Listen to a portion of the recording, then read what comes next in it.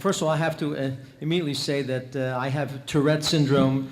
It's a neurochemical disorder. Sometimes I make sounds I can't control, and I have facial tics sometimes. I have to say that so you won't think that I'm simply freaking out when you might hear some of these sounds. Although after hearing this, things are not too good. My tics are going to be much worse than I anticipated. There are several basic methods of whitewashing, the issues and problems surrounding present-day Islam.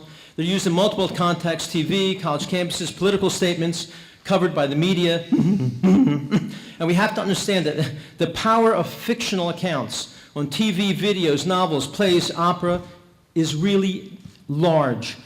Studies have shown when we see fiction in any context, we embed this into our brains and believe it's true. We remember the misinformation, but we forget where it comes from. Just one example, Quantico is a TV show which promotes inaccurate notions and ideas about Islam. Muslim characters in the show say things like, "I won't allow anyone to persecute me because of my faith. You assume that Muslim faith contradicts American loyalty. You're wrong. The question is not, do I believe in America? It's, does America believe in me?" An FBI agent says things like, "I know the Koran doesn't teach you to hate," and on and on and on. Extraordinary propaganda. Also, the West has been mentioned, especially leaders all over the world, including America, presents Islam as a religion of peace instead of promoting reform among Islam, like President Sisi of Egypt has publicly stated, a Muslim himself. George Bush, after 9/11, called Islam a religion of peace. President Obama says it repeatedly. In his speeches, he said, quote, "People find dignity and peace in their Muslim faith. Civilization owes a debt to Islam, giving us places of peaceful contemplation. Islam is not part of the problem in combating violent extremism," said Obama. "It's an important part of promoting peace." Another part of the whitewashing is this terrible scourge of Islamophobia, which, by the way, a phobia is where you do things or are afraid of things for no reason. We are concerned about Islam for rational reasons. It's not a phobia.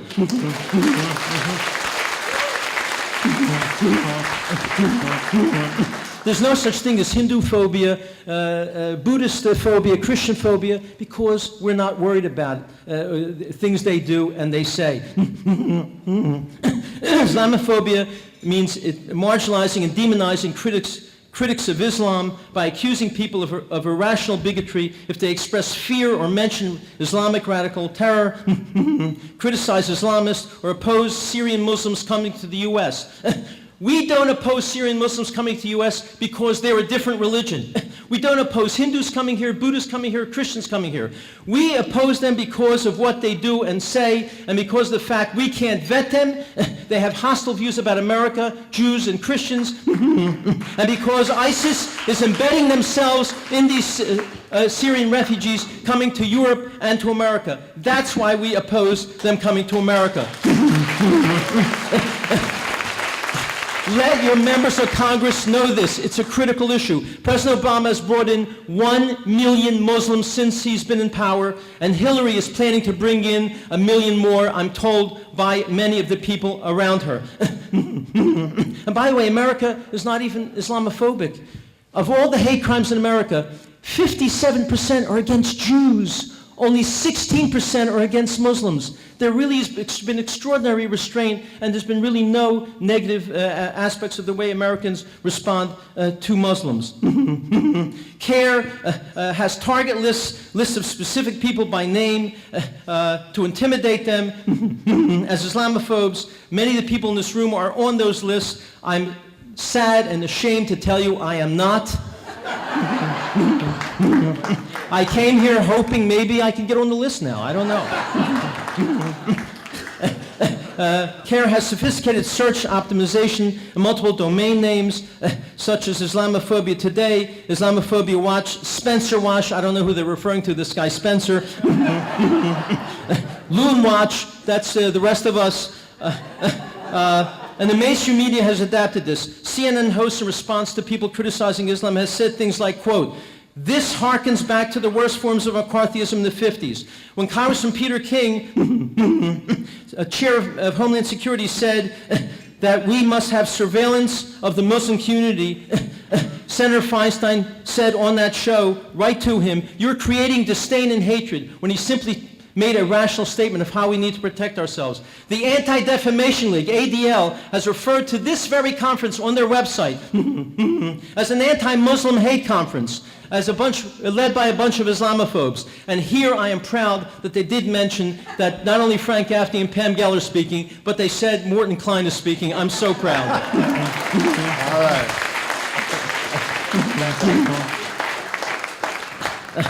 Other whitewash techniques is to minimize the truth of Muslim support for terrorism. John Brennan, the Obama's chief now security advisor for counterterrorism, I might tell you, when I Googled him a year ago, under religion for John Brennan, it said Islam. Yes, on the website. And I immediately photocopied it, and then a few weeks later I checked again. It now says Christian. I don't know what that means, but I'm telling you, that's what it said on the Google site for John Brennan, who says we shouldn't use terms like jihad, radical Islam. Homeland Security leaders has called terrorist attacks man-caused disasters, and our fight against terrorism overseas contingency options. They don't call it the war on Islamic terror. And never say the war on terror, as I said yesterday. Say Islamic terror. That's what it is. We should name it every time. Our Homeland Security's domestic extremism lexicon listed Christian and Jewish extremism. Can you believe it doesn't list Islamic extremism? Just shocking. For the last 2 decades, terrorists are called militants, not terrorists. Terrorist groups and radical imams, horrific anti-Jewish, anti-Christian, and genocidal statements are not in the media. When they talk about a terrorist attack, they'll say these people came from North Africa or Middle Eastern. When the salient fact about them is not that they come from North Africa or the Middle East, it's that they are born, raised, and schooled as Muslims. That's the salient fact.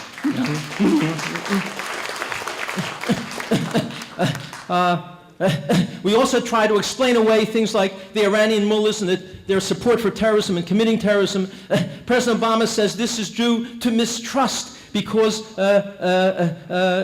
we've done terrible things to them. We helped overthrow a democratically elected Iranian government, and on and on and on. The movie Argo, George Clooney's movie, also talking about the Iranians who captured Americans there in Iran, explains that this is also because of things we did to Iran, explaining away repeatedly why these terrible people do these terrible things. In an interview this past year, President Obama blamed Iran's sponsorship of terrorist activity. He said it's because of the lack of inclusiveness. We're not including them in the world. Again, explaining away their horrific, evil actions.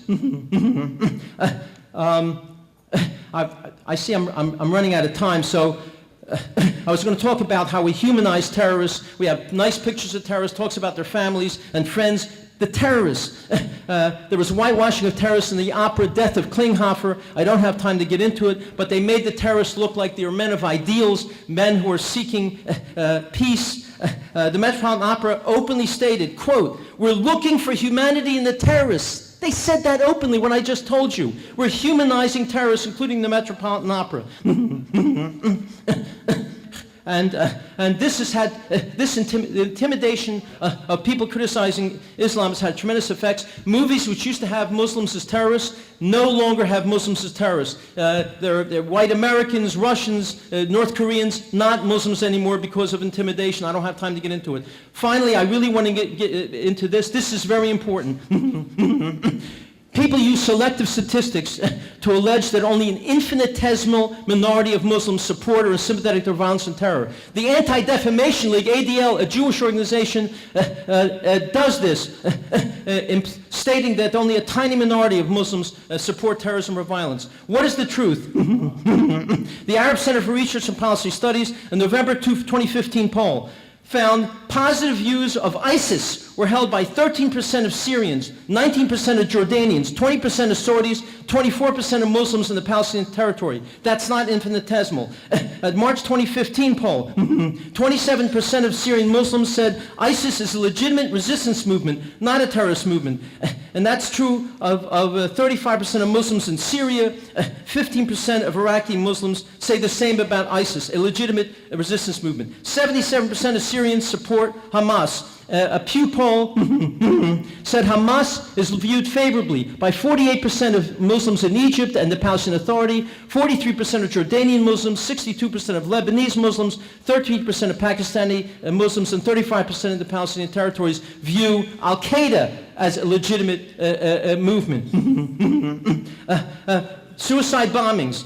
Large percentages, from 37 to 74% of Muslims throughout the Muslim world, I don't have time to get into all the countries, believe that there are certainly times, in fact frequently, that suicide bombing is legitimate. And among a key group under 30 who say we justify suicide bombings, in the US 26% of Muslims under 30 say they do justify it, 35% in Britain, 42% in France, Germany 22%, Spain 29%.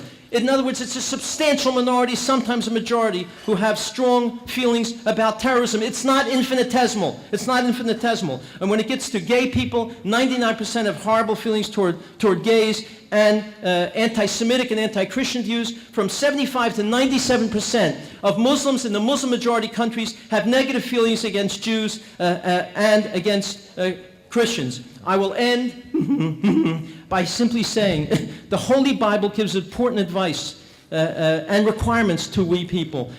Deuteronomy says to take heed and carefully guard your lives. The Torah says the preservation of one's life is so important that the duty to rescue does not apply if the rescue would endanger a rescuer's life, such as bringing radical Muslims to America. Moses said, he prayed that we have to have strong borders sealed like iron and copper, it's in the Bible, to enable one to live securely into healthy old age.